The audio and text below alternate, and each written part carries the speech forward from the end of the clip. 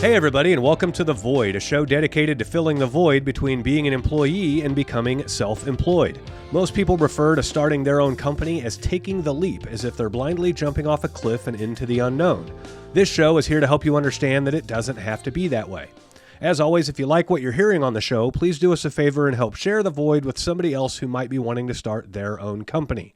We saw an opportunity to help others understand that self-employment is well within your reach, and just as our businesses have grown organically and by word of mouth, we want this show to grow the same way. So if you see somebody asking questions about starting their own service-based business, please do us a favor and send them a link to the show. I'm your host, Mitch Smedley, and with me as always is David Hilton. Mitch, I don't know if I've ever been so ready for fall right now. Dude, it's hot outside. It's hot. Yesterday was blazing hot. Yeah. So was this weekend. Yep. Dude, next week, they're talking 75, 78, 79 is Hey, highs. as long as it stays hot through the weekend, I'm good. This weekend's supposed to be hot. We got the Lake of the Ozarks shootout. And You go to the shootout? Yeah. The fast boats? Is it a 1 mile run or a quarter mile run? They've reduced it to a 3/4 mile track. Okay. Because they had a very catastrophic incident at the 1 mile track. They had a turbine-powered boat crash. No, they had a turbine-powered boat take off into the air. Yeah. Like a fucking rocket ship. Yeah, and I think it was a little over like 250 miles an hour. And so they've reduced it to a 3/4 mile track. This year they've moved, and it's a straight track. It's basically a drag race. They cross the start line at about 40 miles an hour. And so they get kind of a rolling start. Yeah. And then it's whoever can be the fastest at the end of it. I've always been intrigued, like, about the people that go to those. Uh-huh. I mean, I get it. You know, you're going there. It's just a little bit of entertainment while you're floating at the end of summer. Get one last, like, weekend trip in. Is it? I've never been. Uh-huh. Is it actually fun? It's or a is blast. Is it just as much fun to fucking go over here to Blue Springs and drink beer and float in the water? Well, okay. I can tell you won't get syphilis if you go down to the Lake of the Ozarks, but you might in Blue Springs. Well, I don't know. Lake of the Ozarks, they're hitting the news right now for a rare flesh-eating bacteria that's in the water. Are you serious? Mm-hmm. But oh my god. Yeah, it's pretty badass because it's a big tie-up lake party. There's 5,000 boats all tied up out there, and I'm not exaggerating. Like, oh, I know. I mean, the boats are side by side, 2 to 3 rows deep, for 3/4 of a mile. Do you just pull in and say, "Hey, can I get in there?" Or do you just go to the end and you're the next boat? So that's the crazy part about it. Yes, you kind of go to the end and you're the next boat at the end. Or do you go early and just park? It's a mad rush to get out there. And it's a kind of a shit show, like chaos thing, kind of like a doorbuster deal back when, like, Black Friday, like it kind of a chaotic run like that. Yeah, because it's no wake for a long time approaching the course. So everybody's like trying to not create a wake, but are creating a wake and trying to get away with it. And yeah, I mean, there's a lot of people pushing the boundaries on the no wake thing, but then you all kind of get to where the course is and you start trying to anchor up and tie out. But then you might be tied out with your brother, your buddy, and then here's the line kind of forming next to you. And then all of a sudden the line just like passes you. And now you're tied out in front of the main line. Well, then the security people will come over and see that you're kind of in front of the main line, and they'll like make you pull your anchor and move. And now you've lost your good spot, you know? And so, like, last year, it was a little bit of a chaotic thing. The line was forming from 2 directions right at us, and the lines overlapped. And we were on, like, the back half of the overlap, and the security people drove by and said, nope, we got to break and tie these together. And, of course, nobody wanted to get in the second row. And so the line started doing this really funny bending thing to try to get all the boats in line, and boats were crashing into each other and like all kinds of stuff.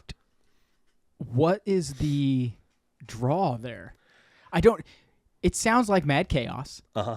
It sounds like I will have had 4 tequilas and be punching someone or getting punched by a big guy. It's mad chaos until you're in line. Then once you're in line, it's just a big fucking party. What if there's just a bunch of fatties next to you tied up on the boat? Well, that's the run. That's the risk you run with any tie-up. That's not what I want to see. Yeah. You know? Yeah, that's not what I want. It's part of it. for sure. I just don't get the draw, I guess. Are the boys going? Uh-huh. Is Grant excited to sit on the boat and watch boats race all day? No, Grant's excited to sit on the boat and watch what happens on the boats all day. Oh, okay. Because, I mean, it's a bunch of drunk Midwestern girls with fake boobs all Gotcha. cheering on fast boats. Like, okay, there's Hawaiian lays and Mardi Gras beads flying around like crazy out there. Gotcha. Do you want to take the podcast camera? Maybe. Do you want to get some content? I'll say this. Last year, Danielle earned quite a few beads herself. So. We're good friends. No comment. No comment. But yeah. That's it. That's what we got going on. That's what we got going on this weekend. And is she going to let you take the kids out of school on Friday? It's kind of up in the air. She just told me that she's not pulling her kids out of school anymore. I know. Like 1 minute. They flunk out if they're not. I'll say this quietly so she doesn't hear it. The door. I shut the door. I think perimenopause is sliding in. That's not good. She's like all over. Like last night, in the course of an hour, she was like, "No, we're not pulling kids out of school early. Not even for the ski trip. Not nothing. You know, all this stuff." And then, like 15 minutes later, it was like I may drive separate and get down there early so I can get the boat in the water and get it all ready. So that way we can just like get straight to partying when they get down Friday night. Okay. And then 15 minutes after that, it was like, she tells me, I just checked the Airbnb and it's available Thursday night. Well, that pretty much means we're going down a day early. Like, what is it, woman? I love Danielle like a sister. I've known her for 20 years. There's no rhyme or reason. 20 years. Sometimes. Like if she ever needed anything from me, I would be there for her. That being said, bitch be crazy sometimes. Yeah. I mean, she is a redhead. She is just like, she's out there sometimes. Yeah. I shouldn't say great deal of respect. It is a great deal of respect for the amount. I'm a very patient person when it comes to certain things. Mm-hmm. There are other things where I don't have that patience. That would be one of those cases where I would not have that patience, and so I have mad respect for your patience. You're like Job in the Bible. Yeah. Like, just like, damn, girl, you're killing me. You're wearing me the fuck out. Last year, we got to about lunch, 3 to 4 hours in on the shootout. It's hot. It was warm. Did it rain last year? Yes. Okay. So a big storm popped up out of nowhere. And I don't say out of nowhere. Like, you could kind of see it coming on the radar. Well, you got phones now. Yeah. It's like... But it was like a tiny cell. And it's like, if it comes by, if it hits us, it's not going to rain for very long, right? Yeah. And we're already wet and playing in the water anyway. Like, nobody cares. Yeah, it's the lightning. But that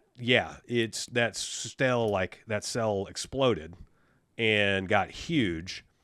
And American Ethanol is the fastest boat out there. He had already done 220 miles an hour in 3/4 of a mile. And a couple other pretty fast boats had gone by. And then all of a sudden, here's a crack of lightning and some thunder and everything else. And so it's like, we got to go. Like, it's going to get shitty. Well, everybody left at the same time. So imagine 4,000 boats trying to untie from each other, turn around and leave. We got to go, bitch. Yeah. And the no-wake zone was non-existent at that point. Oh, yeah. If safety's in question, you just fly. Yeah. But the problem is you couldn't really fly because there were so many boats, and these are big fucking boats. Yeah. Like big cabin cruisers. These big yachts get out there on the second row because you can stand up on top of the yacht and see over the first row, Yeah. And so it was a mad dash to the closest shelter we could find. And we all, it was raining so bad, you had to put sunglasses on to drive the boat. Yeah. Because you couldn't open your eyes to see. Yeah. And so that pretty much scrapped it, and we just partied for the rest of the day. We went to the cave bar. There's a bar in a cave down there. Oh, you told me about that. Yeah, we went to the cave bar and hung out there. I don't get it. This year, our Airbnb is like 100 yards from the spectator area of the race course. Oh, nice. Do they have a dock that you get to tie up to? Oh, no, we'll still be out on the line. No, I'm saying if something happens and you got to beat it back. Oh, yeah. Yeah, we got to slip and everything. Gotcha. But we're right on the start line, and you don't want to be on the start line. You want to be on the big end. Well, yeah, you want to be 3/4 of the way down. Yeah, you don't want to watch the guy. You don't want to watch American Ethanol that's capable of breaking 200 miles an hour, and you see him pass by you at 60. Yeah, like, you also don't want to see it take off and land on your boat either. No, you are 500 feet from the race course. Dude, 500 feet at 200 miles an hour is like 1.5 seconds. True, but it's all going down the race course, not sideways. One Mississippi. Yeah, That's it. On you. They can't turn that far under power. Okay. They would flip if they tried to. Well, no that shit. sharp. Yeah. So, but yeah, it's the race is in a new location this year, so nobody really knows what to expect. What mile mark is it at? It is right by Dog Days, which is 15, 16 mile marker, something like that. Okay. It's maybe it's not all the way at 1. Yeah, maybe 17 or 18 mile marker. But this is on the race actually takes place right where the lake changes to the park land. So there's no houses. That's like They've literally probably been getting complaints. Well, no, like half of it's more for the no wake side of things, because you look at Lake of the Ozarks, all the big wakes come from people traveling from house to house or house to bar to bar or whatever. Yeah. You go to the state park side of the lake, it's quiet, and there's no bars, there's no houses, there's boats there.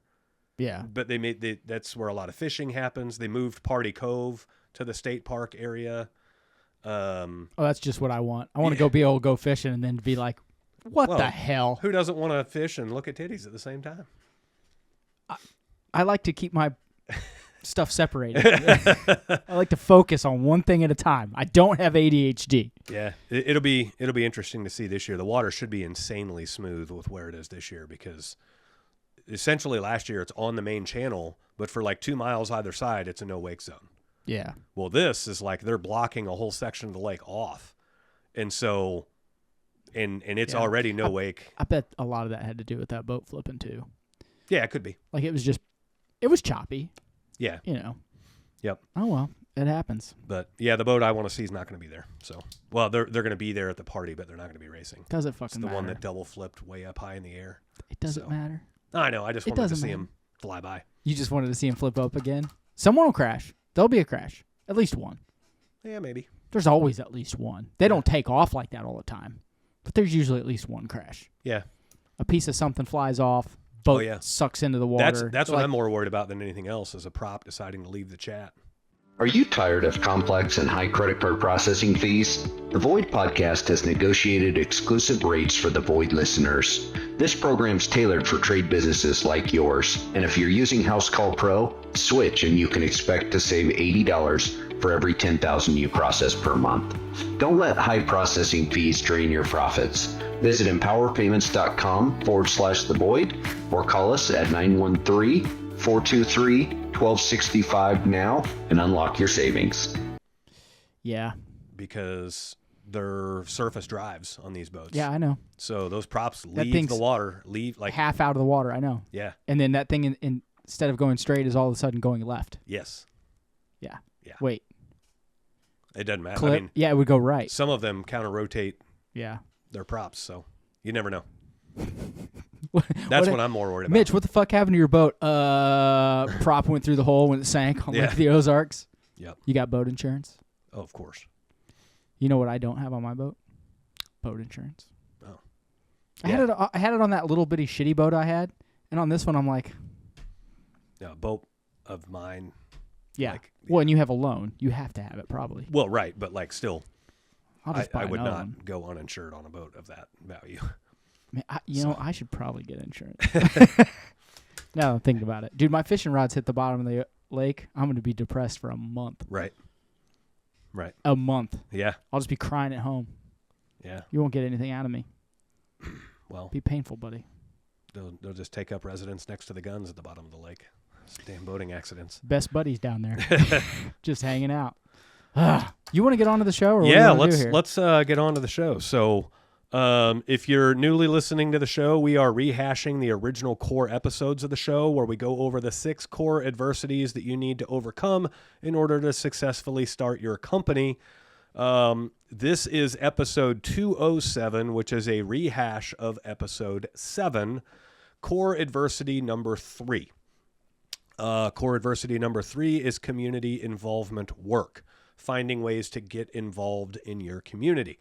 And so tune in here as we kind of rehash the original 7th episode. And if you've never heard the original 7th episode, then you're in for a treat, because this is one of the coolest things that I'm proud to put my name to when it comes to the plumbing company. So where community involvement work applies is people can't shop with you unless they know who you are. And one of the great ways to get people to know who you are is to get involved in your community. Some super low-level ways to do that is like getting into a B&I group, or joining your chamber of commerce, or volunteering at your local dog shelter of some kind, right? Anything like that. Those are some verifiable, justifiable ways to do it. And I'm not knocking any of those. But there are ways where you can get more involved in your community that will not only deepen the impact you make on the community, but it'll actually reward your business in a couple of ways. And so I am of the belief that any business out there has a moral and ethical obligation to give back to their community in the largest capacity they can. And every company I've ever worked for, I've gotten that company into charity drives and all kinds of things. We just make a big fun thing out of it. We've done No Shave November contests. We've done all kinds of things. Have you really? Yeah. You did a No Shave November contest? Yeah, we've done that. We've done weight loss contests, and you had to pay to enter the weight loss contest, and all the proceeds would go to charity. We've done canned food drives. We've done all kinds of stuff. And any business that I've been a manager of or been involved with directly, I've always found the same idea as like, let's find a way to give back to our community in the largest capacity we can. And so we do this thing in our plumbing company called Family First. And what Family First is we identify people in the community with necessary plumbing repair needs, but no way to afford them. And we put them on our schedule on the first business day of each month.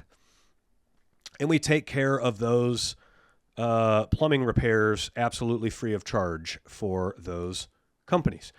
And a couple of caveats with that is we don't provide fixtures. We in other words, we have the recipients get a little bit of skin in the game. If you need a new water heater, you buy the water heater from Home Depot or Lowe's or whatever and have it there, and we'll put it in for free. We'll haul off the old one and everything. You take care of all the small parts then, too. Yeah, we take care of all the small parts. Gotcha. So like if your kitchen faucet's broke and you have a new kitchen faucet sitting there when we arrive, we're going to put it in, new supply stops, everything, and it's going to work and it's going to drain when we leave. The reason we had to put the stipulation in there for making the recipients provide their own fixtures is if they don't have to provide anything, then it almost turns into like this extreme home makeover type of thing. Can you do this? Can you do this? Can you do this? And then it also, it kind of turns into, it's almost like a lottery drawing at that point. And this is not like, we're not surprising somebody with free plumbing repairs that could totally pay for them. We're taking care of as many people in the community as we can as their plumbing needs arise. And if we don't have to pay for fixtures, then we can do a lot more work. In other words, if I have to buy the water heater, well, then that may hit the budget for what I can afford to give back to the community this month. Yeah, instead of ordering 5 drains to get Right. people's sewer rolling. Right, exactly. You've got to So do if one you water provide heater. the water heater, then I can not only put in your water heater, but I can also serve quite a few other people. Yeah. And so that's where we came up with the caveat for the fixtures. Did you, before you were providing or making them provide their own fixtures, did you have a budget set that said, hey, or was it, we're just going to clear Monday and I have 3 guys and I know they can all do 3 calls. So that's our max in calls. Yeah. Like what was the actual financials behind that. There wasn't really a budget. It was more or less, let's never turn somebody away. And if we're light on calls, but we still had calls, then we're good. If we're heavy on calls, we do what we can to make sure that we get to all the calls. And without having the fixtures in there, our cost never goes too insane. I pay my guys labor for these. Yeah. My guys will fill out a complete full-blown invoice of everything that we did. Yeah. And then there's a discount code that they use to bring it down to zero. Yeah, the sacrifice is you paying for their labor. That's Yes. the sacrifice. You're not making them. I'm not making them donate take their up time. your cross. Right. Yeah. Right. But the sacrifice is also giving up the time, the profitable opportunity time. Right. Yeah. Because now I'm taking a guy out of a profitable position and putting him in a non-profitable position for the day. Right. Yeah. So how we go about doing this getting these types of jobs is actually not as easy as you would think. You would think you tell people about this and the floodgates just open. And that's not really the case. There's enough scams and everything out there in the world that people are really hesitant to think that what you're offering is legit. Yeah, they think you have an ulterior motive. Yep. But also there's two other reasons that it's hard. One is some people that need this kind of resource aren't eligible for this kind of resource. And what I mean by that is you may be down on your luck and destitute and have no money and all of this stuff, but you rent. And if you rent, you can't be a recipient of the program because that's your landlord's job to fix that stuff. Yeah. Right. And yeah. so and if he's not, she's not, whoever, like you got bigger fish to fry. that's a whole different problem. Yeah. That's a whole nother problem. And so some people aren't eligible for it. And so a lot of the times, when we first started this whole thing out, we started trying to partner with churches, thinking churches are always knowing where people are in need and all this stuff. But again, all of these people, a lot of times it was a food need or something like that. And then the more they would talk to them and everything else, they realized they rent and nothing they don't need a plumber. Yeah. And so, finding these people is a little bit difficult. But we find them all the time. We've never done a month without Family First. We had 1 month where we didn't have any calls to run. And so I called up the elementary school that my kids went to at the time. And I asked them some questions about like the outstanding lunch balances and the people that were overdue on their little lunch accounts, all the kids. Yeah. And they gave me a number and it was like $1,500. And school had only been in session for like 3 weeks or something like that. God, it was already $1,500. And it was already $1,500 in overdue balances. And they were like, anything you could do to contribute, because I had already told them why I'm asking and everything. Yeah. And they were like, anything you could do, we'd be appreciative of it. And I'm like, I'll just pay it all off. And so we just wrote them a check and paid all the outstanding lunch balances off. And then 3 weeks later, it was $1,500. And then, I don't know. I'm sure some of it was carryover from the previous year. That's probably true. As it kind of follows your student accounts. But the dynamics of how we do this, we set aside the first business day of the month, not the last. We call the program Family First. There's a lot of innuendo there, and it's for very good reason. Most people think of charitable work at the end of a year, if they've had a good year, if they have the time, if the need comes across, if the opportunity presents itself, all of these kinds of things. And the problem is if you put that many ifs in front of it, you're never going to do it. Yeah. And so I wanted to do this more often than once a year. I wanted to do it once a month. And I knew like humans are resilient and we have a way of bouncing back. But we also have a way of not really fully understanding how much we have left in the tank, right? Yeah. Picture like weightlifting in the gym. Can you do another rep? Can you reach down to that dark place in your soul and in your mind and muster the courage to get that one more rep? Or are you allowing your brain to tell you, nope, that's it, you're done? It's the profit first method too. Right. If I put my profit aside first and then the bills come at the end of the month, I'm going to figure out a way to pay those bills. Right. And we just talked about this a few episodes ago. Yeah. And so exactly the same, along the same line of thinking as profit first, we did family first. Yeah. And we view our community as family and family comes first. And so, we're going to take care of our family first. And if that makes us start out the month in a financial hole, well, we're really resilient. We're really good about digging out of holes. But the problem is if you put it at the end of the month, well, then you start eyeballing all that profit, and it takes a whole different level of discipline to then choose to spend it back on the community. Yeah, it's hard not to look at that 20 G's and be like, hey, that's mine. Right. That's my profit for the month. Right. So the only person that's making a sacrifice here is me. Right. Yeah. Right. And so we put it out on the first business day of the month. It's not the first of the month because the first of the month might be a Wednesday, Saturday, a Thursday, or whatever. Yeah. Yeah. Yeah. If it's a Saturday or Sunday, we're not going to bring guys out on the weekends and do this free stuff. No, of course not. And it doesn't always happen on the first either. Sometimes we'll get a need. If it's a non-urgent need, then we make them wait till the first.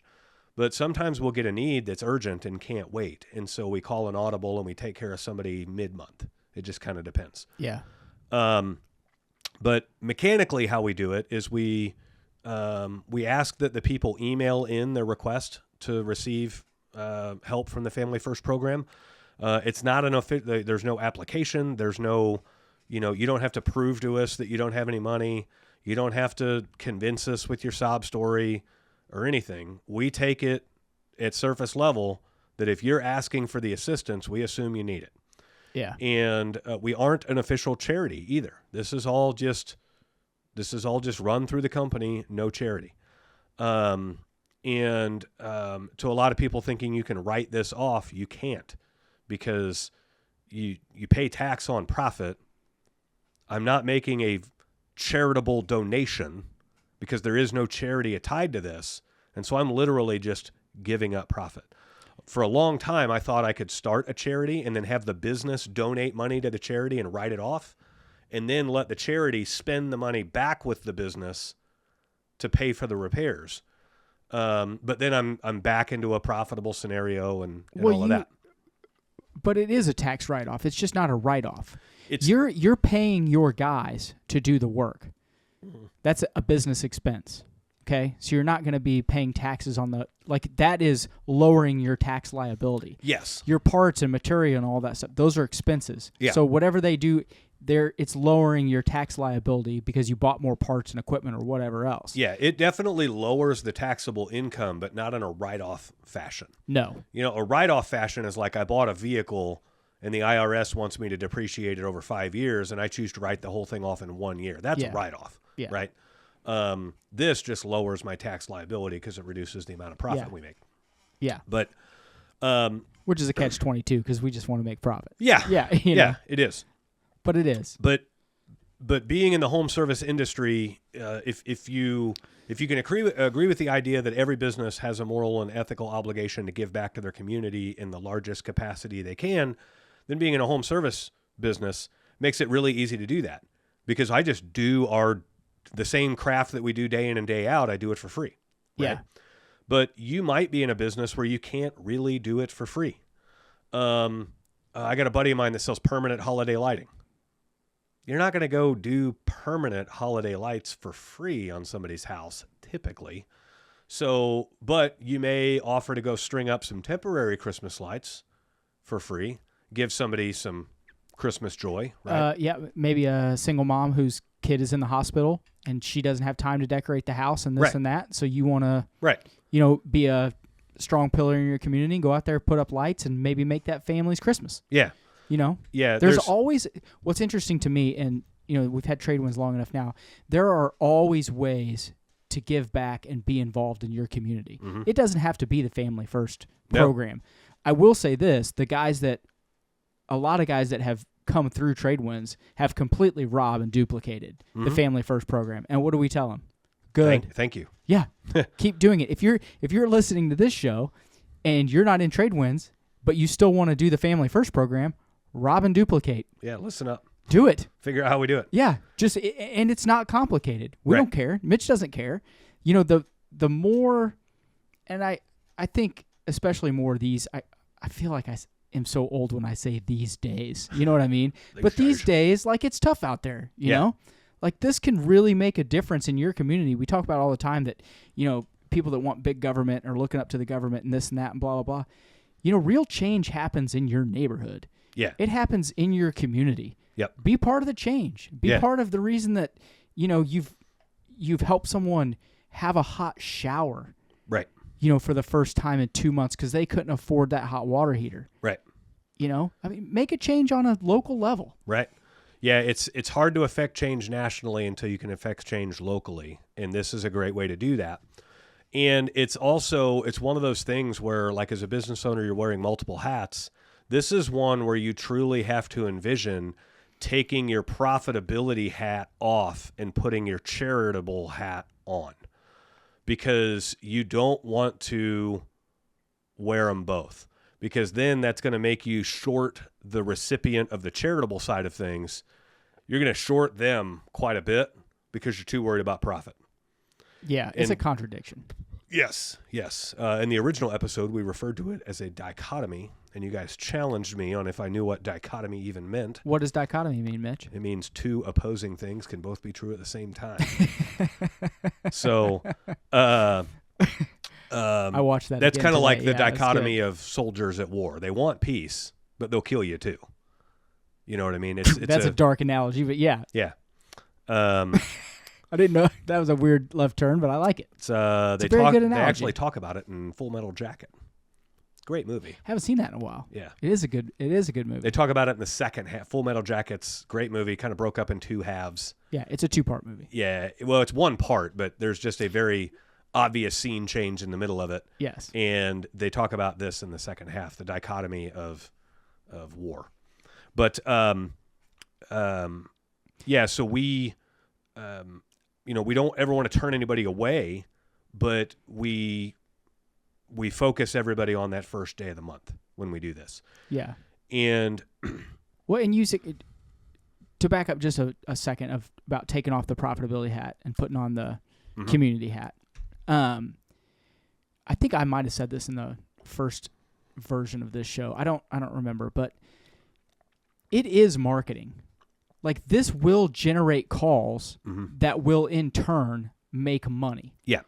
You know what I mean? And you're not doing it for that purpose, and that is the selfish way to look at it. Right. But that is what's going to happen. Yeah. And it's one of those things that what goes around comes around, really comes into play. Right. When you make personal sacrifice, regardless of how or what, it will almost always come around. I'm not a karma guy. I've said that a bunch of times. But it's amazing how often when you do good for someone else, good comes back around. Right. Like, I think in the episode you had said initially a ton of your calls came from people that didn't need the work but liked what you were doing and then chose to use you just because of that. Yeah. You know what I mean? We want to say we're losing money when we do things like this, and we are. We're making a self-sacrifice, but what you're going to get in return is 5, 6, 7, 8, 10-fold that. Right. Almost every time. Right. And that's why when you put that business hat back on, that's just another reason to do it. That's not the initial reason. That's not the why, but that's another reason to be doing it. Yeah, it's the additional paid for work that you get and the additional clients that you get are a byproduct of doing the program like what we do effectively. And so essentially, how does this whole thing work? Well, nobody knows about it. And if nobody knows about you, they can't buy from you, right? Nobody knows about this program. And if nobody knows about the program, then they can't take advantage of the program.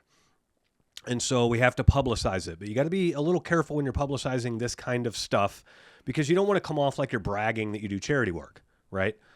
And so what we would do is we would make social media posts that on like local community pages that would say like, and these are from my personal profile, they're not from the business. And they would say like, hey, I'm Mitch. I own Smedley Plumbing here in town. And we do this really cool thing called Family First, where we find people in the community with necessary plumbing repair needs. We put them on our schedule on the first day of the month. If you know of anybody, if you or anybody you know would benefit from this cool program, have them email us at familyfirst@callsmedley.com. And we would always request that they email in. A lot of places may say, reply X and we'll get you in or whatever. Well, now you're forcing somebody to publicly admit they need the assistance. Yeah, right? you don't want that. And you don't want that. People are proud. And so we ask that they, email in. And then they email in and they'll say, yeah, it's me, or it's my mom, or my aunt, or whatever, my neighbor, my friend. And we take their word for it. We don't challenge them. We don't question them. We don't, anything. And we go out there and do the work. And I can only think of maybe 5 times in 5 years. Keep in mind, we've done this now 60 times or more. Yeah. But I can think of maybe 5 times in 5 years where we probably got burned. Like some of those 5, I know we got burned or taken advantage of. I was going to say not burned, but just they didn't really need it. Yeah. Like you show up, the bushes are well kept. The flowers are new. The yard looks amazing. The Mercedes is washed. Yes. They have 2 very nice cars in the driveway. You're kind of questioning, do you really need this assistance or not, right? I mean, they may need it because they're broke, but it's because they have bad spending habits and they're dipshits. Yeah. But, And so, that stuff is going to happen, but you just got to take it and roll with it. Like, that's not you doing anything bad. You were doing the right thing by putting the good faith effort out there. Somebody else did bad by taking advantage of it, right? Yeah. And I don't feel like everyone's going to be different. I don't feel that's my place to call you out on that. There's been society will do it. Yeah. We've had one customer that became like a chronic abuser of the program, and we did have to let them know that, hey, everything from here on out is going to be chargeable. Don't call us. We had somebody else that mistakenly thought it was like an extreme home makeover thing. And I kind of picked up, like they were thinking like a bathroom remodel and all this. Oh, shit. And I'm like, hey, I just want to clarify, like, do you know what this program is? Yeah, it's free plumbing work. And I'm like, well, it's designed for people in the community that, are down on their luck and don't have the money to afford it. And like, we want to get them back into a safe, healthy, sanitary condition. And the husband and wife look at each other and they're like, oh, that's not us. No, we can totally afford this. Like, we thought we like won something. And I'm like, no. And this is just our way of giving back. Take away her phone, bro. Yeah. and they were super apologetic and everything. Like they cut it off. I didn't even have to say like, no. But we've had other people that for sure definitely probably didn't need it, and definitely probably didn't need it, but we went ahead and did it anyway because we aren't out on the hook for too much. So the other part with this, and this is really important, how I came up with this, is if you've ever worked at a home service business that was sales focused, then you'll know that your manager is looking at every sales interaction you have. Yeah. And it's sharks in the water. Yeah. I've been at those places where you go to a house and the customer can barely afford your service charge. They definitely cannot afford the repair. And maybe the repair they need is only $200. Yeah. But we spend 30 minutes trying to sell them a $200 repair. And maybe the repair would only take 15 minutes to do. But they can't afford it, and so here we are trying to get them to pay for something that they physically don't have the money for, and they don't have the credit for, and everything else. Yeah. So then you leave there, and then you got to deal with your boss. Your boss is breathing down your neck. Why didn't you make a sale? Oh, everyone says they don't have the money, and all the typical bad sales manager bullshit. That's how those guys get stabbed too. Yeah, but then just saying you do all of that, and now you've tied up an hour of the company's time for something that could have been fixed in 15 minutes, and you've moved on. Right? And then the managers look at these destitute people like they're a burden to the business. How do these people get on our schedule? They should know we're more expensive than that. Oh my gosh, why would you even call in if you can only afford the trip charge and, all this stuff. And so I kind of came out of all of that like, hey, you can't get rid of ultra low income people calling your business for service. Like, you can't make that go away. No, it's always going to be there. And so rather than allowing it to come in random and then creating bad culture between the sales manager and the service tech, how about we flip this whole thing around and we plan on it coming in, we funnel it all to one day of the month, and then it's great culture between the sales manager and the service tech, because now the service tech's doing free work without getting the service manager breathing down his neck. And everybody's happy. Yeah. Customer's happy, service manager's happy, service tech's happy. It's a win all the way around. And so that's essentially what created the idea to do all this. And so we've done it for, like I say, every month for 5 years.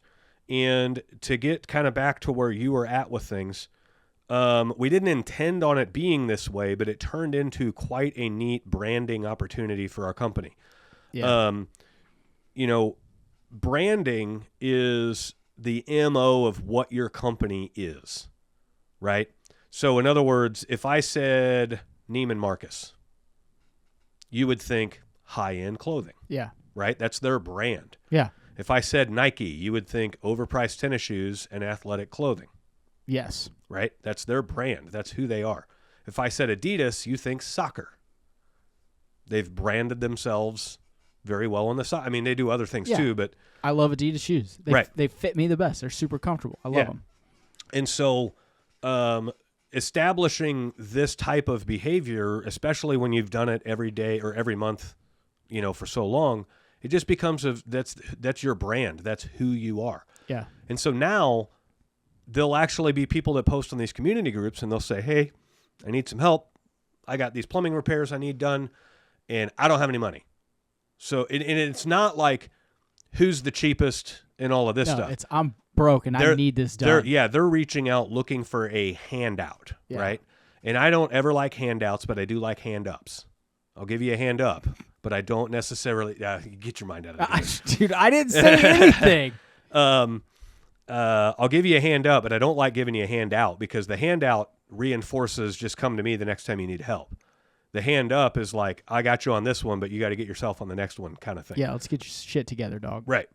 And so we'll get tagged in those deals. Like people all the time. Now it's just the brand. It's just, oh, Smedley does that. Call Smedley. They have a program just for that. Yeah. The other perks of this is there are people in the community that are searching for doers of good within their community, especially businesses that do good. Yeah. And so we have so many customers that came into our ecosystem because they heard about what we do in the community.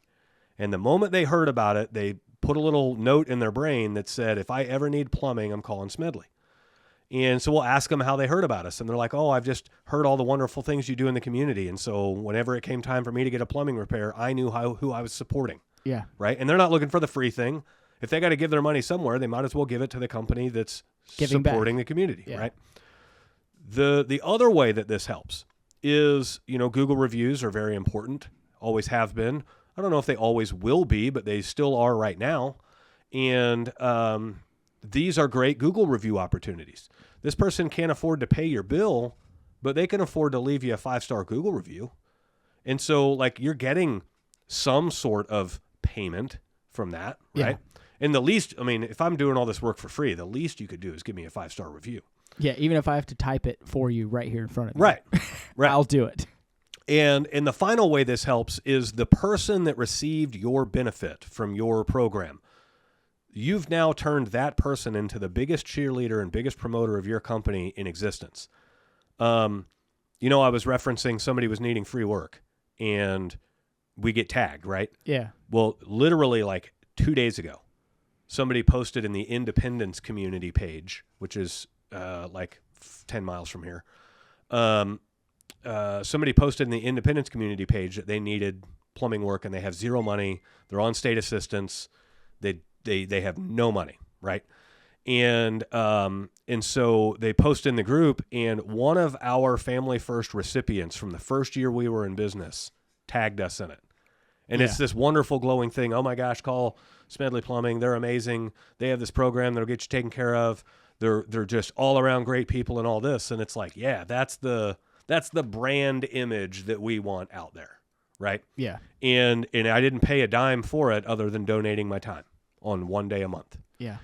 And so you'll find that doing this not only fulfills your obligation as a business owner to give back to your community in the largest capacity you can, but if you do it correctly, and if you do a good enough job of taking off the profitability hat and putting on the charitable hat, and you completely separate the two, then everyone understands your charitable initiative, your drive to give back to the community, and they wholeheartedly believe that you're a good person.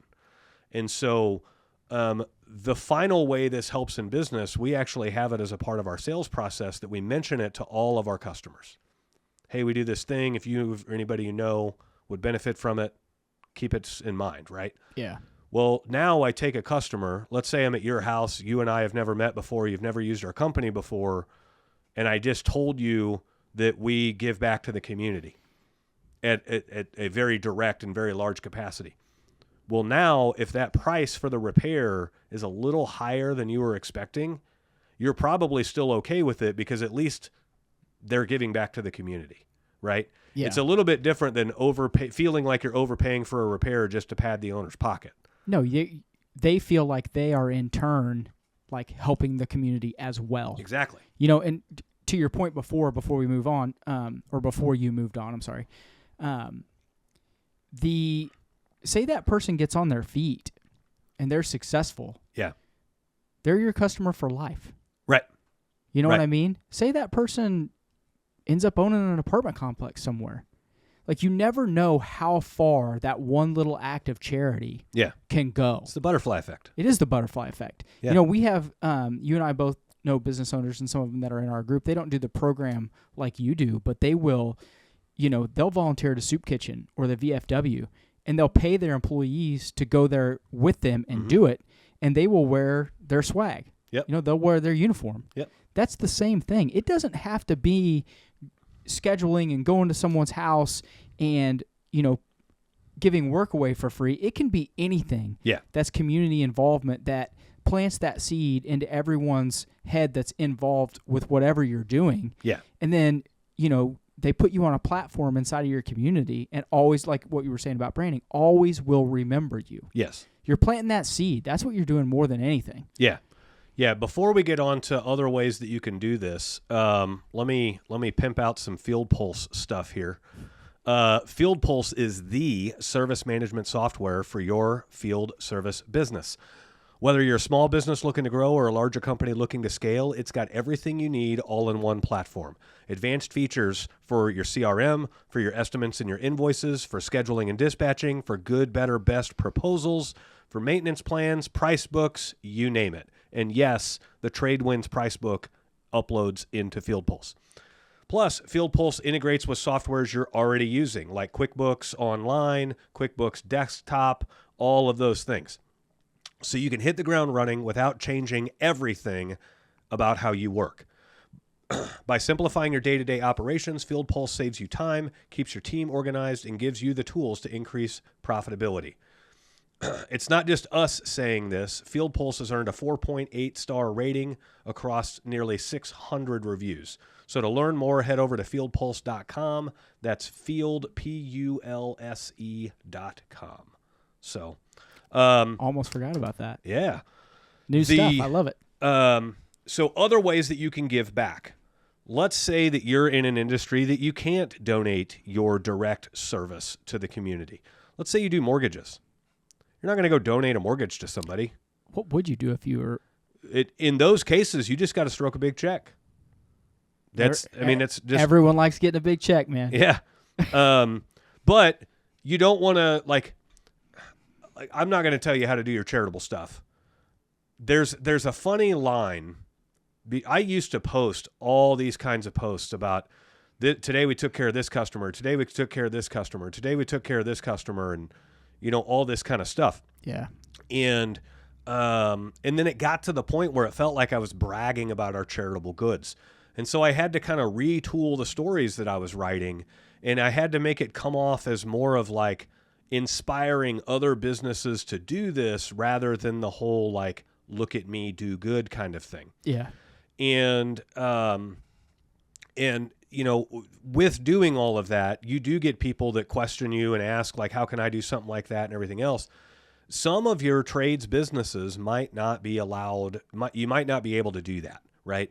For instance, if you're a tile guy, tile's kind of a luxury, right? It's not a necessity. Yeah. And so you're not going to go do tile for free for somebody. However, you could call Habitat for Humanity and ask if there's a bathroom that they're remodeling or building that you could tile.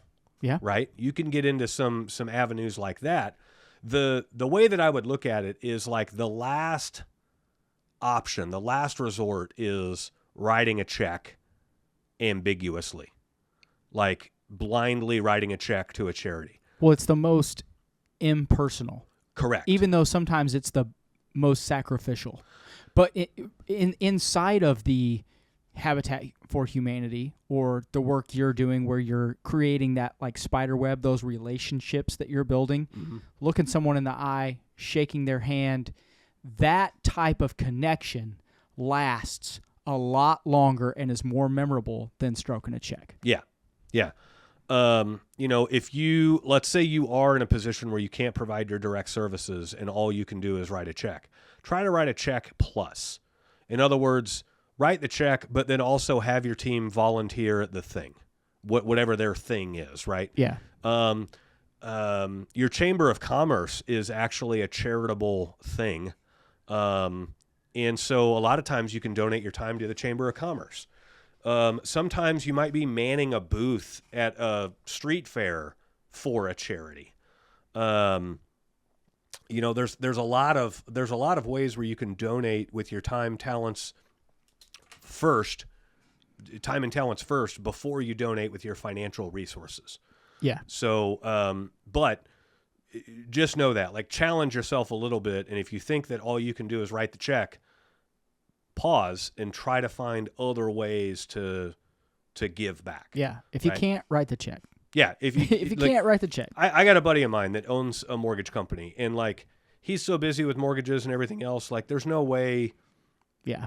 Well, it's different. He may not have, even if he's a broker, his team may not be that big. Right. Sometimes it's hard to get volunteer things that they can even go to. Yeah. And so he has like a budgeted amount every month where he's going to donate to a charity, and he still puts a really cool spin on it where he involves his customers, and he's asking them like, hey, here are the 5 to choose from this month, vote on them, and whoever gets voted the most gets $1,000 check. Yeah. Or whatever the case may be. And so that gets the community involved, and that also gets the community helping nominate other charities that you could do with that. Blue Springs Ford, the Ford dealer here in town, they used to do a thing where every month they would donate $100 from every car sold to a charity, and you could nominate charities to become eligible for the selection list, and then they would pick like 3 or 5 each month, and then they would post like, here's the 3 that we're choosing from this month.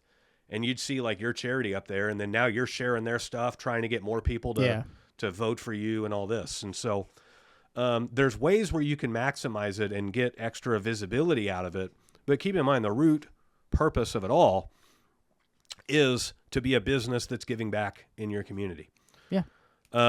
When I initially started this, I approached it from the standpoint of, I want to make such a positive impact in the community that something gets named after the company someday, or the initiative, right? This is the Family First Park, or they put a new road in, and this is Family First Parkway. You usually got to write a check for that. But right. You usually got to write a pretty big check for that. Yeah. Like, I wanted to, like, that was the goal, whether it was the wrong goal or not. It was still like, I want to have that big of an impact to where... Yeah, it was the point of the goal, not necessarily the goal itself. Right. Yeah. To say I want a street named after me seems kind of selfish, but to say I want a street named after my company or my initiative that I started because it impacted that many people, that's noble. Yeah. So... Agreed. But, yeah, as you guys are mulling around ideas and everything else for what you want to do, feel free to find us on social media. Our emails are actually listed in the description of the show. You can email us questions about, like, how do we do this or how do we do that? You can absolutely use the name Family First. It's not copyrighted. It's not exclusively hashtagged, though. The Family First hashtag is pretty well used for a lot of different reasons.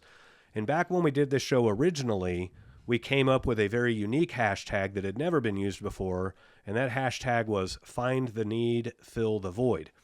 And so that's another cool way to organize your social media posts about your community initiative work, is you can throw that hashtag in there.